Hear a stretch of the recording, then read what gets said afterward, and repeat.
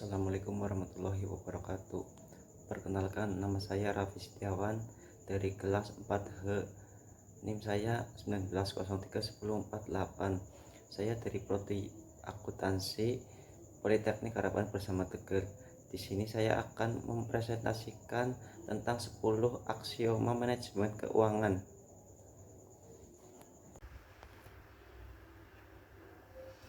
1. Risk Return Trade-off. Risk Return Trade-off merupakan pernyataan yang menunjukkan adanya pertukaran antara risiko dan return, suatu tuntutan konsekuensi dari sebuah sebab. Prinsipnya adalah semakin tinggi risiko suatu pekerjaan, maka return yang diperoleh mestinya harus semakin besar. Maka sering muncul pernyataan high risk, high return yang merujuk pada kompensasi yang besar akibat pekerjaan yang dilakukan beresiko tinggi. 2. Time value of money. Nilai waktu uang, yaitu menerima sejumlah uang di waktu sekarang lebih baik daripada menerimanya dengan jumlah yang sama di masa yang akan datang. Hal ini berkaitan dengan nilai uang yang semakin lama semakin menurun akibat terjadinya inflasi. Penurunan nilai uang inilah yang menjadi salah satu dasar munculnya bunga dalam perbankan sebagai bentuk antisipasi agar nilai uang yang akan datang tidak menurun dari nilai uang sekarang. 3.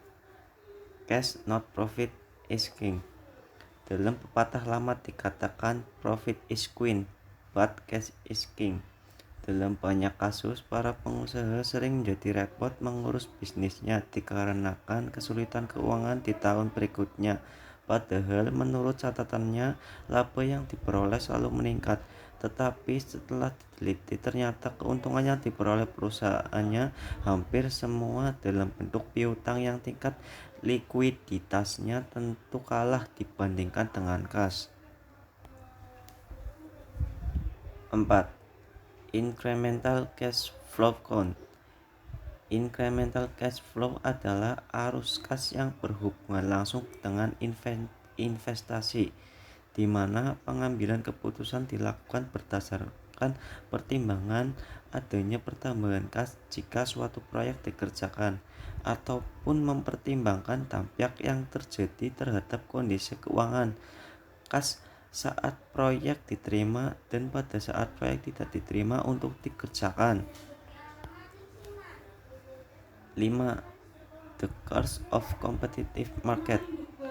Persaingan yang semakin ketat akan membelah pasar menjadi bagian-bagian kecil karena semakin banyaknya produsen yang masuk untuk bersaing pada produk yang sama di pasar yang sama sehingga mengakibatkan lesunya usaha. Kondisi ini mengisyaratkan bahwa tidak selamanya laba dapat diperoleh dalam jumlah yang besar. Kecilnya penerimaan laba akan berdampak pada kecilnya tingkat pengembalian investasi. Untuk itu perlu dilakukan beberapa hal untuk menjaga agar usaha tetap mampu bersaing tanpa mempertahankan pasarnya. Contoh, diversifikasi produk, penguasaan bahan baku, penggunaan teknologi tepat guna untuk meminimalisir biaya. 5. Efficient capital market. Capital market atau pasar modal yang efisien adalah pasar modal di mana perusahaan memiliki gerak yang cepat dan harga yang tepat pula. Aktiva finansial yang diperjualbelikan mencerminkan seluruh informasi yang ada dan dapat menyesuaikan diri secara cepat terhadap informasi baru. Efisiensi pasar modal dinilai melalui keberhasilannya dalam menggabungkan dan menyelaraskan informasi. 7. The agency problem. Masalah keagenan terjadi antara para manajer dengan pemegang saham, di mana para manajer dipercaya untuk mengelola perusahaan dan memberikan keuntungan dari semua aktivitas bisnis perusahaan, agar para pemegang saham mendapatkan keuntungan dari keuntungan perusahaan tersebut.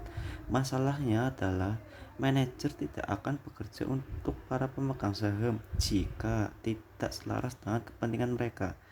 Para manajer akan mengambil keputusan yang akan memberikan keuntungan bagi mereka, kecuali jika ada aturan main yang menjelaskan bagaimana struktur insentif dapat mengakomodasi kepentingan kedua belah pihak, manajer dan pemegang saham.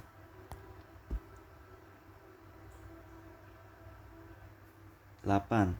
Tax business decision, yaitu pertimbangan pajak yang dijadikan landasan pengambilan keputusan terhadap suatu aktivitas bisnis.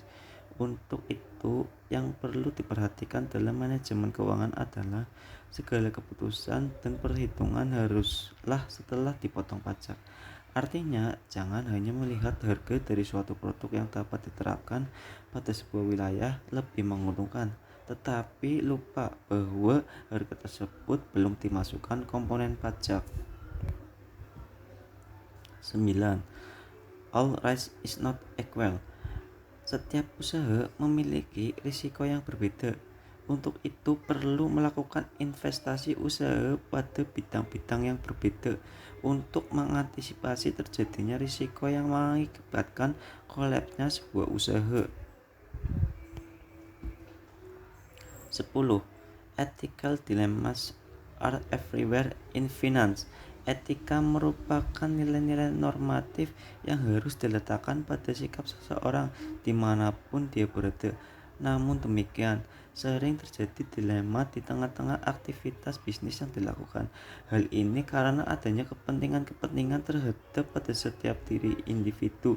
Untuk itu, pada setiap perusahaan selalu ada aturan nilai universal yang sering disebut budaya perusahaan sebagai bentuk dan upaya perusahaan mengarahkan karyawannya agar memegang teguh nilai-nilai yang baik. Ya, sekian presentasi dari saya. Apabila ada kesalahan, saya mohon maaf yang sebesar-besarnya. Wassalamualaikum warahmatullahi wabarakatuh.